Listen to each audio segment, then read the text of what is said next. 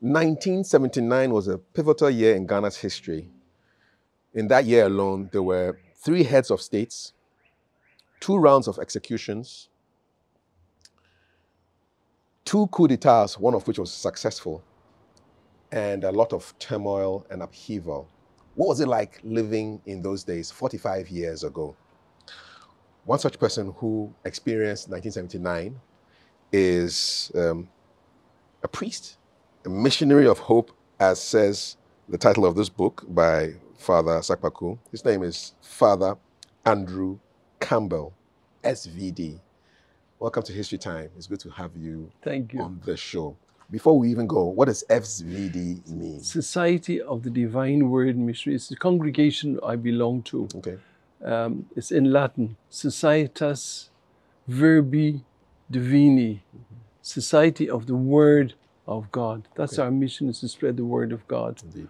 We're a society that was founded over 150 years ago over in Germany, and we're all over the world.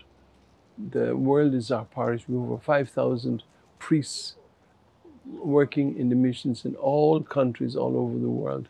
And I belong to that society. I joined it when I was in Ireland, and I volunteered to come to Ghana and work here in Ghana. So I was assigned here. Priests here in Ghana are assigned to Australia, they're assigned to India, they're assigned to South America. So the world is our parish. So we belong to the Society of the Divine Word Missionaries. We'll talk about your time in Ghana, especially the year 1979, but a little bit about yourself. Why did you become a priest? I felt God was calling me as a young boy. I always remember in primary school, priests would come in from the missions and talk to us and share with us what they were doing out in the missions, especially those out in Nigeria and others. And then they would leave magazines for us to read. And that's when the seed was sown. And I always had that determination, I'm going to go to Africa. And this, you grew up where? I grew up in Dublin, in Ireland, and grew in Dublin. I was with the congregation of the brothers, De La Salle brothers, and that's how it started. But it wasn't easy because I finished school at 13, and my parents couldn't send me to secondary school because you go secondary onto the seminary. That's when I went to work as a labourer. I worked as a labourer for 2 years. What were you lifting?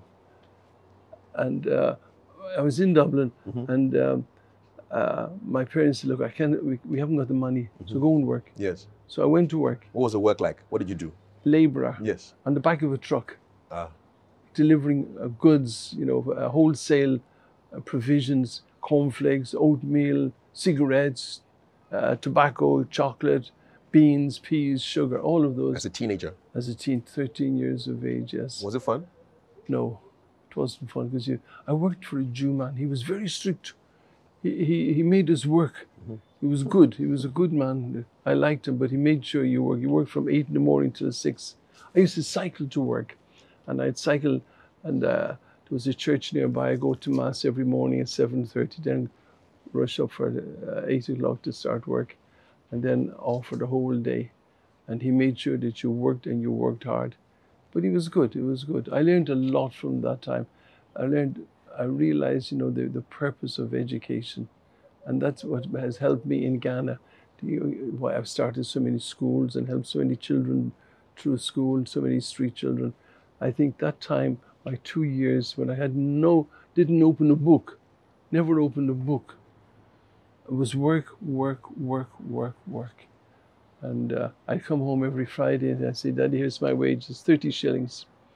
And he'd give me 2 and 6 pocket money, and I would save that. What could 30 shillings buy back in the day? What would 30 shillings be now? It's like in the 60s, right? £1, £1.50, maybe around, in Ghana money, what would it be? Maybe about 20 CDs? About 20 CDs, yes. But my parents needed it.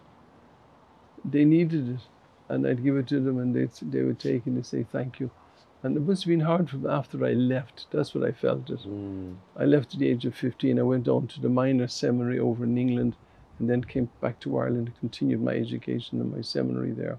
When did you know you would be coming to Ghana? That would be in when I was ordained a deacon. That would be 1970. 1970, before I became a priest. We are ordained a deacon, we take final vows, and that's when they ask you, where would you like to go? Oh, they give you a choice. They give me three choices. They said, pick three. Mm-hmm. I picked Ghana, the Philippines, I think South America, Brazil. So Okay. they gave me my first choice. All right. Why did you pick Ghana? I met people who were in Ghana.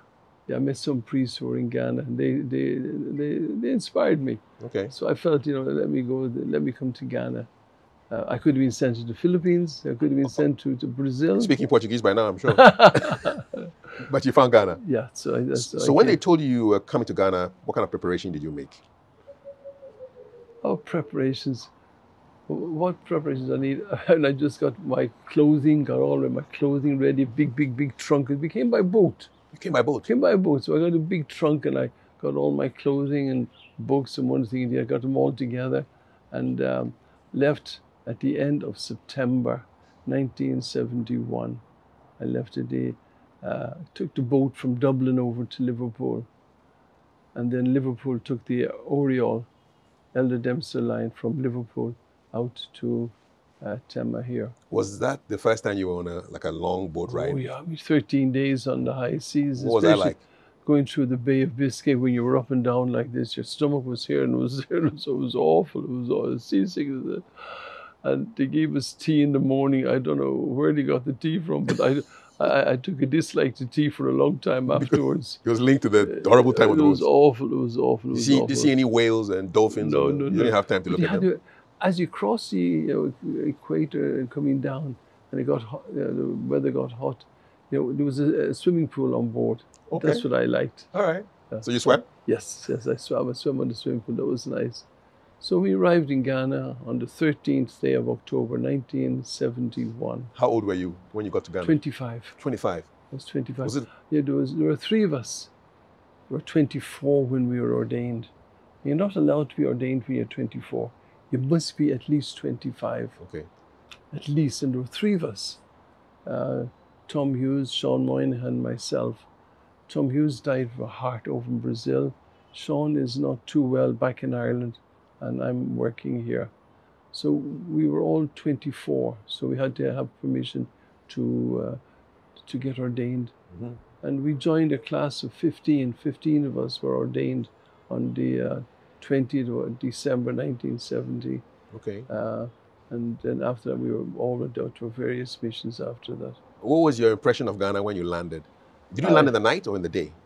Landed at midday. You landed at midday? Oh, Midday, yeah. Into Tema? It was hot. It was hot.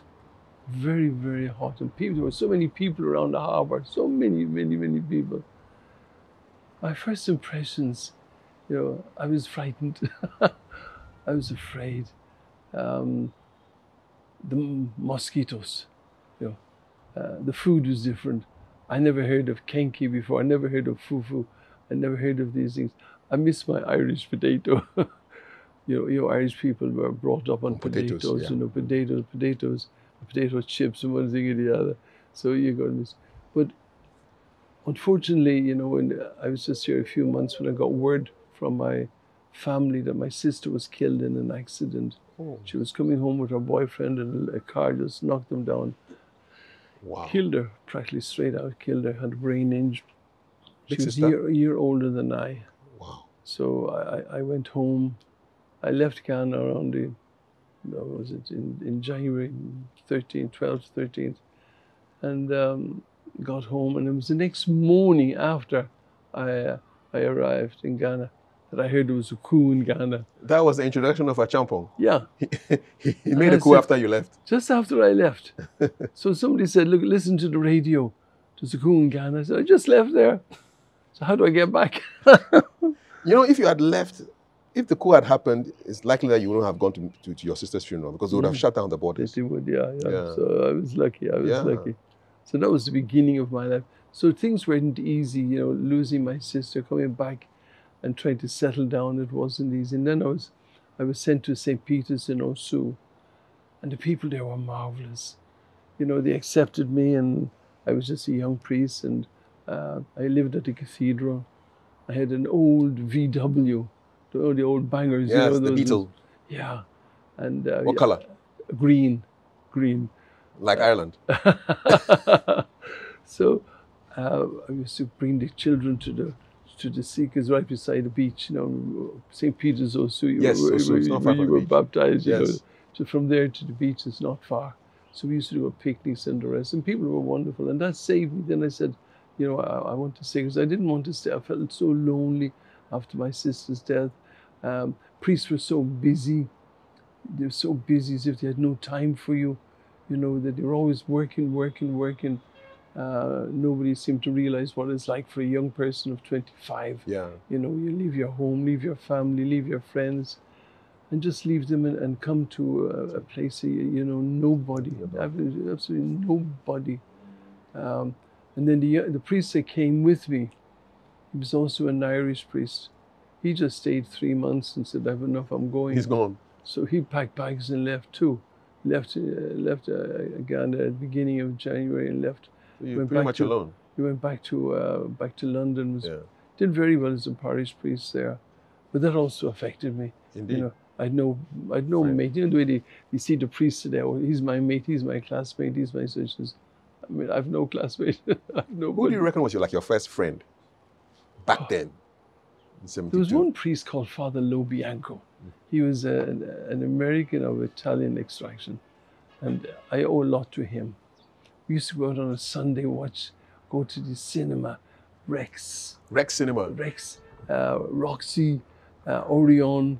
You know, we used to go there and watch. What kind of movies were you watching? Anything. Chinese movies? What kind of movies were they showing at those times? No, there was no Chinese then. You know, there were cowboy movies. But I went one time to what do you call it? That was it? Regal? No, the one in Osu. Near the president's house. In the Nema area. Anyway. Yes, it's a cinema there. And we queued up.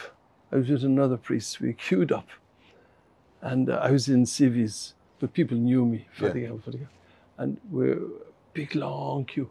And we're put up to the very second seat from the front. And they started the movie. And it was a filthy movie. Yay! Oh. After naked women all over the place. All sorts of things. What did you do? I got up and left. Did he leave with you?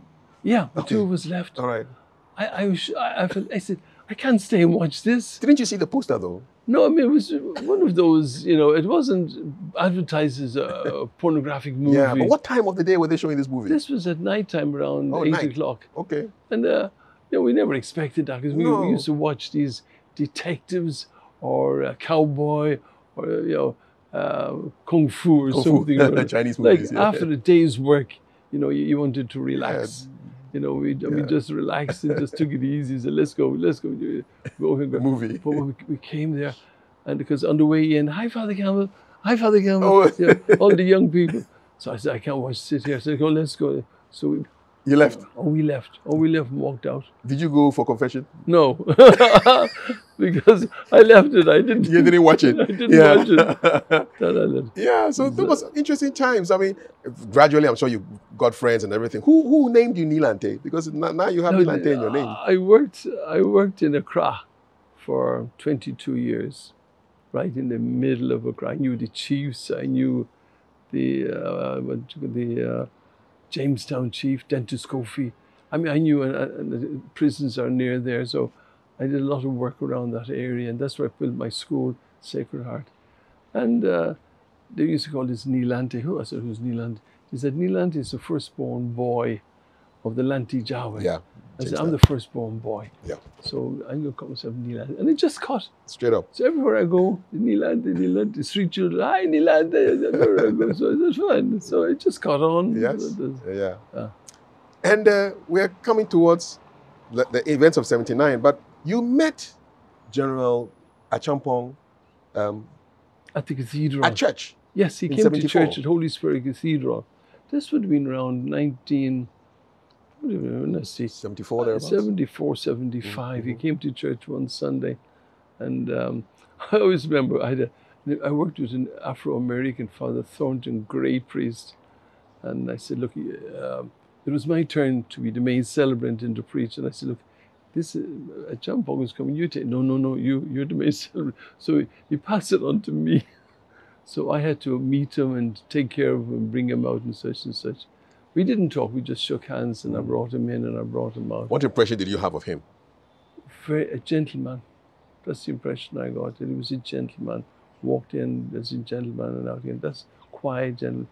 I mean, we, as I say, we never had a chance of conversing, but that was my first impression. Did he come to Mass alone?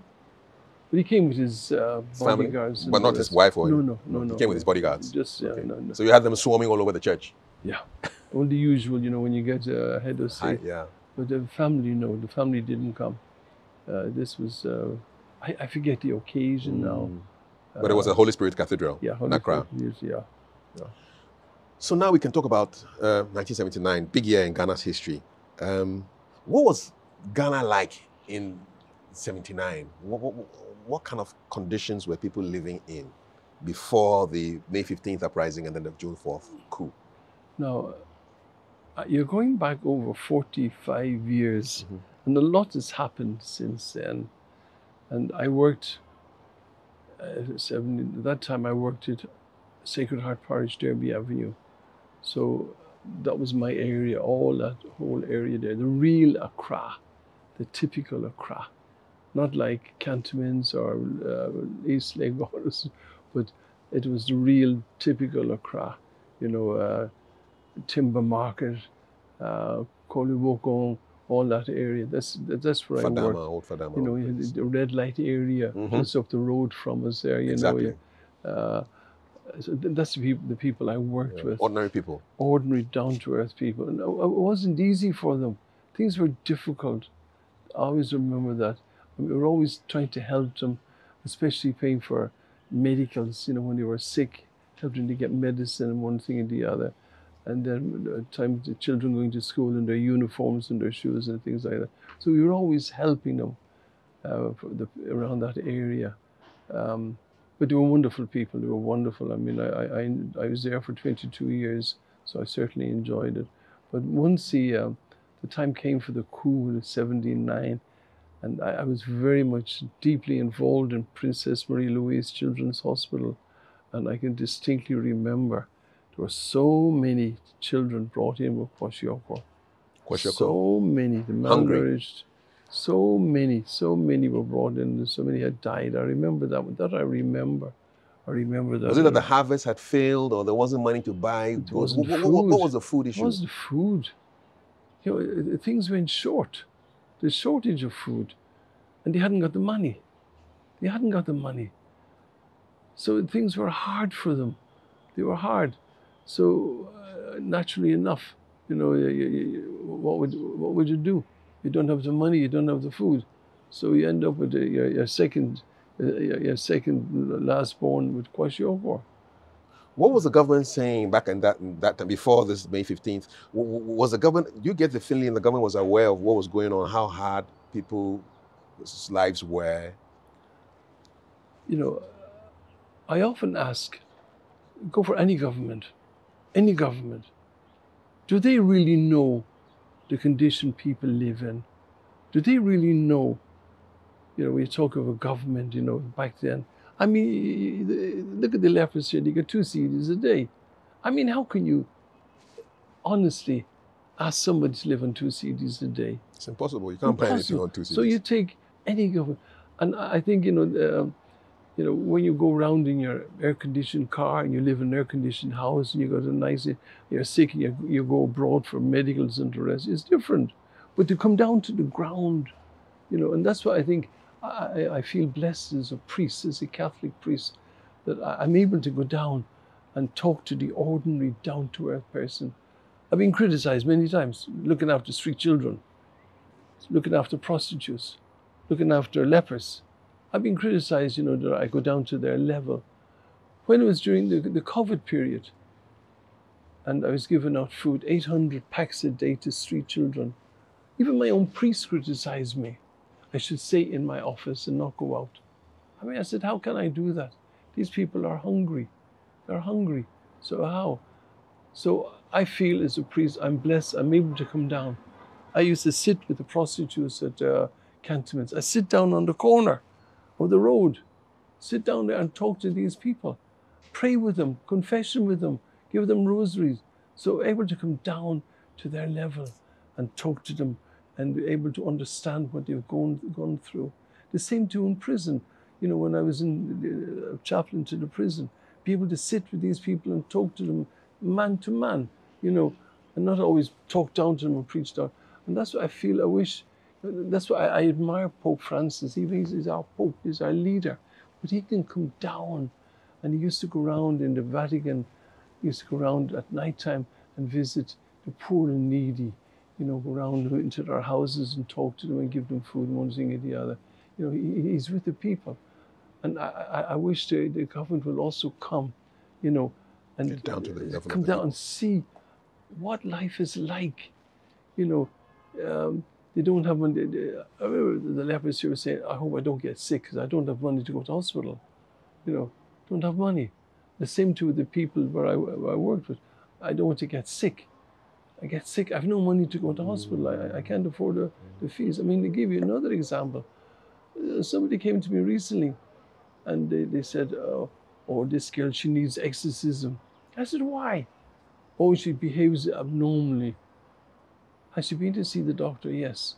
So she showed me her doctor's prescription address.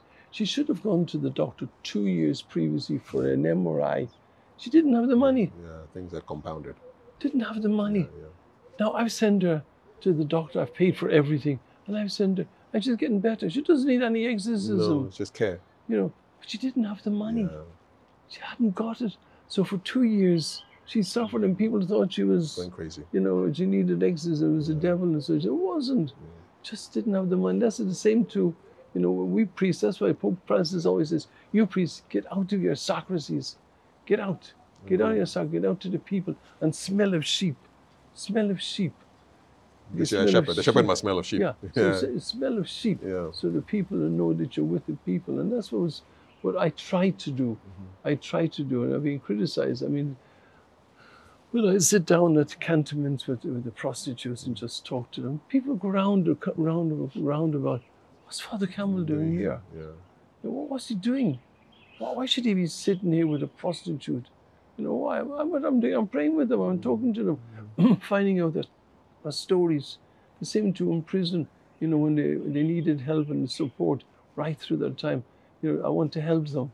I mean, this is what we're here, is to help somebody, to make sure that we can take care of them and see what can be done. And the same too at that time, things were difficult and hard. And I'd love to get politicians, you know, to come down to their level and find out exactly, how people suffer, how they suffer, and go without. Yeah. And while others are living in luxury. So all this was happening, and then you wake up one day, and then you hear that a young flight lieutenant, Jerry Rawlings, attempts to take over the country, fails initially, I mean, for May 15th. Was that the first time you had heard of President Rawlings? Never heard of him before, never heard of him. And it frightened me, you know, army taking over the country, you know, just army, even though I mean Acheampong, but this one was, Acheampong was a quiet coup. But Acheampong, so Rawlings, it was different. With all the killings and all what went afterwards, it was that era, you know, of bloody killings, and it was frightening. I mean, we couldn't even celebrate Mass at the time, you know, for the coup on New Year's night. You're afraid to walk outside your door, and you're afraid that the tanks would come and take you away, you know, and beat you up. There were always so much beatings. People were beating. It was awful. And the market, those who were selling the calabulli and the rest, the beatings and such and such. So I wasn't happy. What really made me sad was the shortages. There was no food. There was no petrol. There was no petrol. The queues we had, the long queues for days, you'd be, you know, in queues at petrol stations. You got to find out where is petrol available and who do you know. And who do you know? Who do you know? Your Beetle must have suffered. Oh, I did very well. But they gave me a different car. You gave a different car. What car were you driving then? It was a Corona. Okay. So, and then you go to the shops, there was no food there. I understand they were like empty shelves. Empty. One of my priests, Father Dreyer, went to Kingsway and says, where's the food? Are you selling shelves? Are you selling them? Are you selling shelves? Are you selling Because there's shelves? nothing on the shelves. Nothing at all. So where do you get the next meal from? Where do you get the next meal? Was Ghana getting food aid in those times? The Catholic Church was given food from the EU, and they would give it to the churches, so they give it to all the churches, and it come down, right down to the parishes, and that's what we use to help the poor. The poor, they queue up in the evening, queue up for food, for rice, for dried fish and vegetables. So it all came from the EU. And then I had friends too. The Pope made an appeal in Italy, for food. So the Vincent Society in Italy, they were so generous. They sent us so many containers of food, rice, oil, soap, sugar, all the basic things they sent to us. They were wonderful. And they even paid for the school fees for children, which I help poor and needy children. And even today, to this day, they still pay. Still helping. That's gone back now a long time. They still pay for the school fees of children out in Cordia Bay. Wonderful. And then as well as that, we were finishing the new PML hospital building. The Vincent de Paul and Caritas in Italy furnished that whole hospital. Beds, fridges, freezers, trolleys, equipment, drugs. Drugs were very scarce, very scarce. So they brought all those in. I mean, they were wonderful. They've been helping ever since that time. And they're helping, So, it was a time, when we got the food, you thank God for the food, I mean, we were all going around. Nobody had big stomachs in those days. We had the Rawlings chain. Rawlings chain, that was like your bones all showing. Yeah, your bones were shown here and here, Rawlings chain. How did the June 4th coup affect you? Men had to work harder, to get food and look for food for these people. Because it pained me to see these children, especially those coming to the children's hospital, all bones. That used to pain me to see these children. And to see children die of because they had no food. That pains me. And I go to the prison too. The food wasn't the best there either. That pained me. The people are suffering. Why so much suffering? Why? Look at Ghana.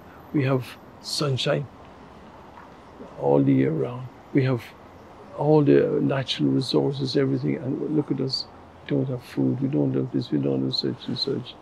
You talked about prisons, because when the AFRC came in, the Armed Forces Revolutionary Council, they jailed a lot of people. And you had to go into the prisons and visit some of them. Who did you meet in these prisons? I met a lot of people in James Fourth Prison and Usher Fourth Prison. Both places, I'd visit them every Wednesday. I'd say Mass there. And we also helped the families of the AFRC convicts. We'd also help the families. The families also suffered. Yes. These families. So the church used to help the families. In what way? Financially. Financially used to help them. So it was the atmosphere there. You see these people. When it came to church service every Wednesday, you'd have on one side you had all the normal prisoners, and then we had the other political prisoners. Political prisoners. I used to call them, this was your novitiate, you have a novitiate. And in front, on a special kneeler, was the Bantamahina. Bantamahina was also in prison. On the front bench, his own kneeler. Oh God, take us out of this bloody dungeon. He used to pray every time. The chief was praying, every time he'd come out with it, And then I used to, when I'd go there on a Wednesday, I used to give all the football results, because you didn't know the football results. I mean, these people were over in England, trained in England. Yes. Manchester United, Spurs, Everton, Liverpool. They wanted to know all that stuff. Yeah. Even though we were in prison. Even though we were in prison, I used to give them the lowdown of all of these things. It was wonderful, wonderful. And we helped them a lot.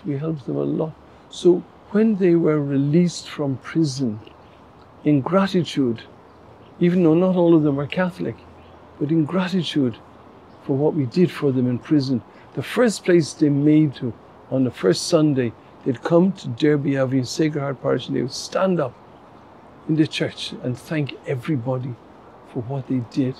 Because what we did was, every Saturday we would cook.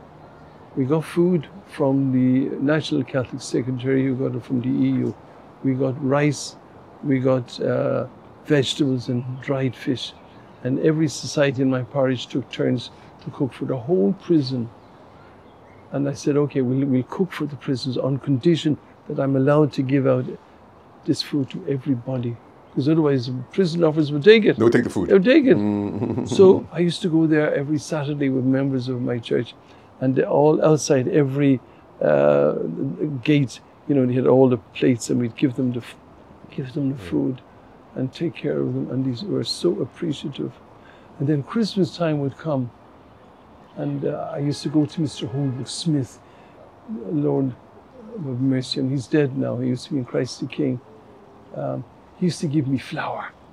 So I used to bake bread for them every Christmas, and I give them all a loaf of bread each as a Christmas gift. They were thrilled. But one Christmas, they wouldn't allow me to give it out. Why? I don't know. There was some reason, I don't know why, that particular Christmas. But when I came in the following week, only half of them received. The rest disappeared. They never got the bread. And I felt so angry with the officers. Why should you take the bread? This was meant for them. You get bread all the time. Indeed. You know, I was so tough times. So I was so sad. I was so sad, you know, that. And then the executions happened. 2 executions in June, within 10 days of each other. How did you feel about the executions of those generals? Bad.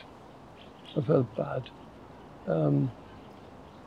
Because all of a sudden, you know, let the blood flow. It was awful. Let the blood flow.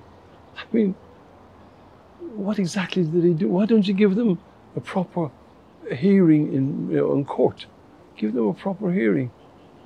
Would you just quickly, you know, you were brought to court, and the men who were behind there, the judges had hooded men. Yeah, hooded. You couldn't see their faces. Nobody saw their faces. Nobody did. And then you sentence them to death just like that. The atmosphere then was bad. It was bad. They brought them out to Teshi, but they also brought some of them out to Nante Memorial. So there used to be a firing range there. At Nante Memorial? Nante, yeah.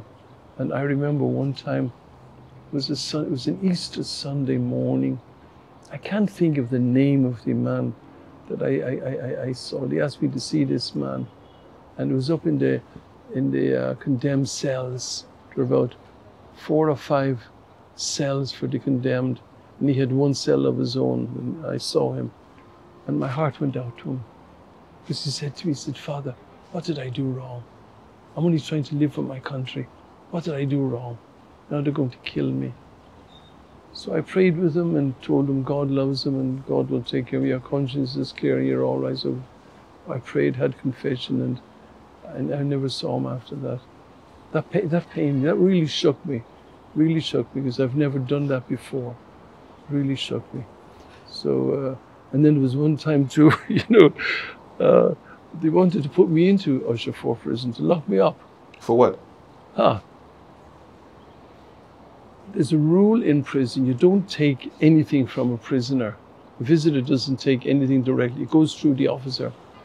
And there was one Lebanese, had a Dutch passport. And he wanted me to give a letter to the embassy, which I did. So they said I was doing clandestine activities. So they wrote a letter to me and wanted to put me inside, lock me up. And it was the chaplain, the Presbyterian chaplain. Father Campbell won't do nothing wrong. And unfortunately, when the officer was asked, he denied giving it to me. He denied. Later on, he confessed he gave it to me. So they wanted to lock me up. And after that incident, I wasn't allowed to say Mass on Christmas Day there. You wouldn't allow me to say Mass. And one time I came in there, they searched me from top to bottom. I had nothing to hide. I was giving them everything. I was helping them with drugs. We were giving them their drugs. We were giving them soap and all sorts of things. We were helping the prisoners a lot in Marshall Fort. A lot, a lot.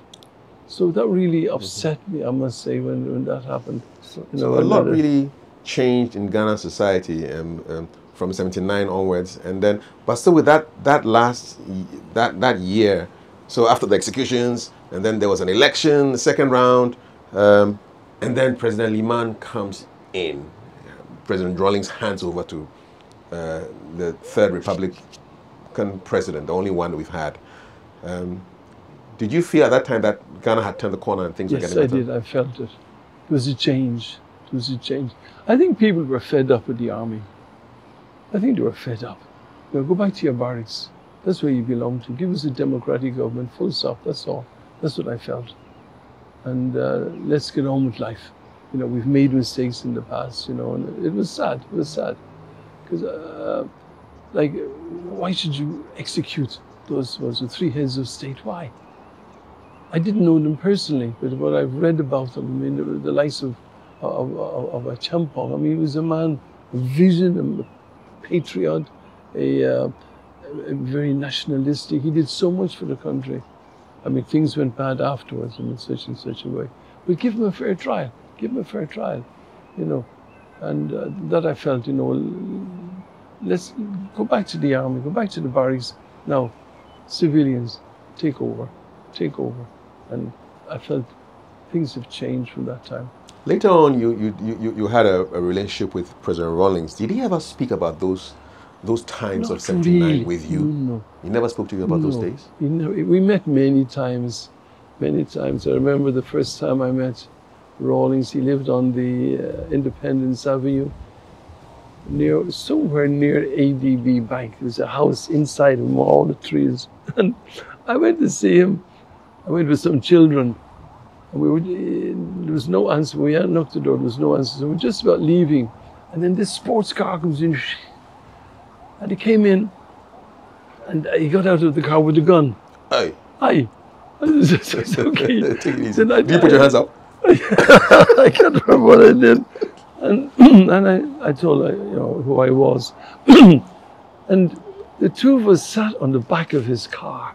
You know, it was one of those sports cars, you know, with a big back. The two of us sat there, as if we knew each other. He came alone, no bodyguard? No, no bodyguard, no. Just himself. Just himself. And two of us sat on the back. And we talked. About what? Talked. About what? I don't know what we talked on, but we were like two buddies. You know, we talked on a lot of things, you know. You're around the same age, aren't you? I guess. Because he's 47. Yeah. Yeah, I'm 46. And you're 46. Yeah, so yeah. 1 year difference. Yeah. Like a big brother. So we just got on, and from then on, from that time onwards, I don't know, we just got on well with each other. Anytime he met me, he always told me to come to the house, have a cup of tea in the house. I've been to his house, and the time he came to Christ the King, he was so nice. He said, "Oh, Father, your sermon today was good. You should give it and tell all fathers to be responsible for their children. Put this, go and publish this." You know. Then he said, "The children, those children who serve Mass, they are good, very disciplined, very disciplined." So he said, "Bring them to my house, bring them." So we brought him about 10 or 12 of them. And there he had a big Chinese meal ready for us. We sat there, we talked, and we laughed, and we joked, and he advised the children. Remember, he advised them to work hard and study hard, but he was in great form. Then he said he wanted to see all their parents. So the parents came. And he said, "I'd like to help these children. They are good children." And they are. They were good children. I had a good group of children there. And just after that, then he died. It was sad. But he wanted to help them. You know, I felt, you know, he was genuine. He wanted to assist them to see what he could do to help them in any way.